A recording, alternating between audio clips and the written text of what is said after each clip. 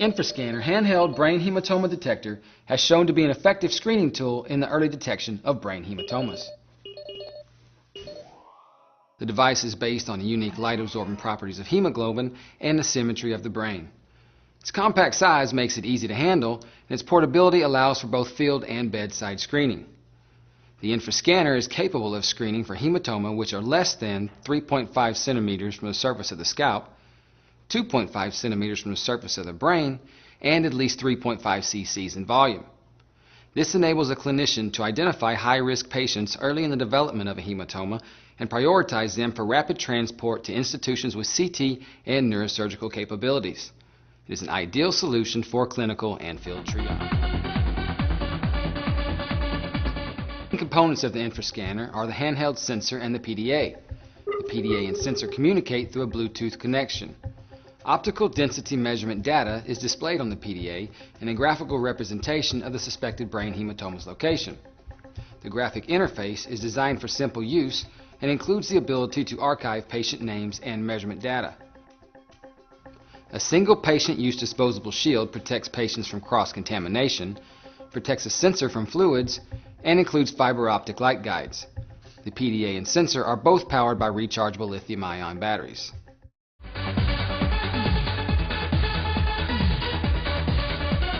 Each Infrascanner system is stored in a rugged Pelican-style case with high-density foam protection. Each case contains a sensor, a PDA, a demonstration disposable shield, power and USB cords, sensor and PDA chargers, spare disposable screws, an Allen wrench, and keys for the case. For the best results, the sensor and the PDA should be fully charged before use. Take the fully charged Infrascanner system and PDA out of the case. Attach a disposable shield to the sensor at its base. Turn on the sensor. The green light will blink, and then turn on the PDA. The serial number of the sensor will be displayed on the PDA. Tap the PDA screen once. If the main measurement screen does not appear, choose Infrascanner from the drop-down file menu. This will display the main Infrascanner measurement screen.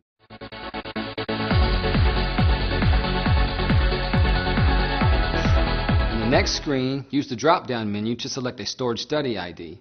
Select None for the study ID, or press the Insert New icon. To enter a study ID, type the patient's identification, name or other designation in the space provided and choose Save. This will bring you back to the previous screen where you can now choose the new study ID from the drop-down menu. Notice that the current date and time are displayed at the base of the screen. This information will be stored along with your study ID's measurements. Wait 10 seconds. Now press the next icon. Now the main measurement page is displayed, and at the bottom the phrase OK, waiting to probe should be displayed. If connection error type 2 appears at the bottom of the screen, touch the small gray X icon to the right of the right frontal icon. This will take you back to the previous screen. Repeat the ID insert. Appears more than twice, turn off the sensor and reset the PDA by depressing the small detent button on the side of the PDA. Once the PDA has been reset, turn on the sensor and repeat all of the previous steps. The Infrascanner's graphic interface provides a specific scanning sequence, left to right at all lobes. Beginning with the left frontal lobe, scan the forehead above the sinus with the medial stabilization leg above the eye pupil. At the temporal lobes, scan just above the tops of the ears. At the parietal lobes, scan midway between the ears and the midline of the skull. Finally, at the occipital lobes, scan behind the tops of the ears, midway between the ears and the occipital protuberances. The measurements on each side need to be taken in symmetrical locations. Beginning at the patient's left frontal lobe and bypassing the sinus cavities, start the measurement sequence. Use your other hand to support the contralateral side of the head to ensure stable measurements and to comfort the patient. Once the blue activation button on the sensor is pressed and released, the measurement takes approximately 8 to 10 seconds. When the measurement is complete, a chime will sound, indicating that you can move to the next position.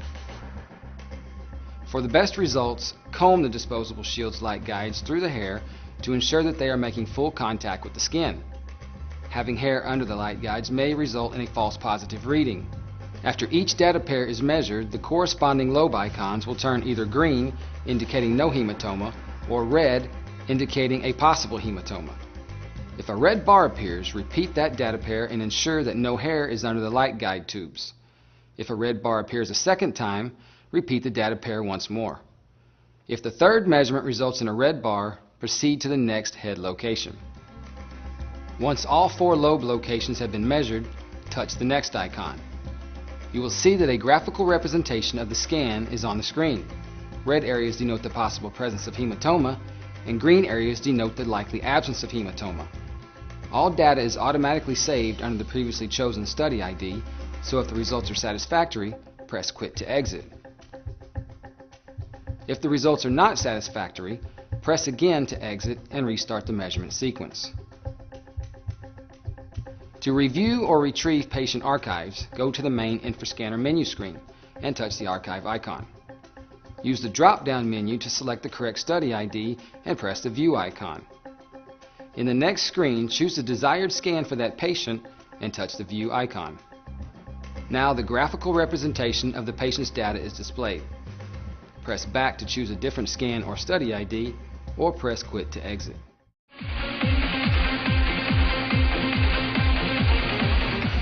The sensor has detected a potential hematoma and needs to retake the data in the reverse order, right side first, to confirm.